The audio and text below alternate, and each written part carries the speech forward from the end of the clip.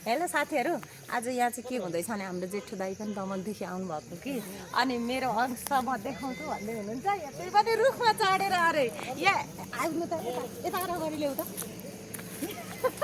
यहाँ हेर कस्तो छ कुरा, दाईको अंश अरे कि अनि यहाँ चाहिँ म रुखमा चढेर हामी चाहिँ हेराउँछु भनेर हेर न यहाँ के छ।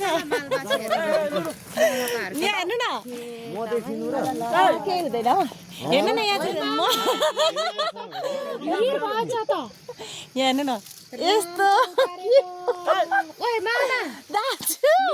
कहाँ चढ्नु भयो अब त्यहाँभन्दा माथि चाहिँ नजानु। हेर्नु न हाम्रो तल कोपिला माथि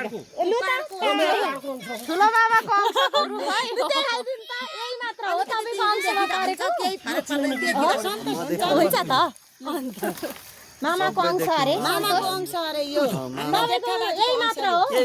यो पनि समाउनु सक्छ ल यसरी यता गाह्रो छ नि ओर्लेको पनि खिच्दिनु ओर्लेको यो तेह्रथुमको फेदाप कति हो यो 5 फेदाप 5 किसिमको लाइम्बा भन्ने ठाउँमा पुग्यो आज 2083 साल कोपिला पनि उता त्यो असार कति गते आज 12 गते आज यो मेरो जन्मस्थानमा छु है म जन्मस्थानमा हामी चाहिँ सबैजना भेला भएर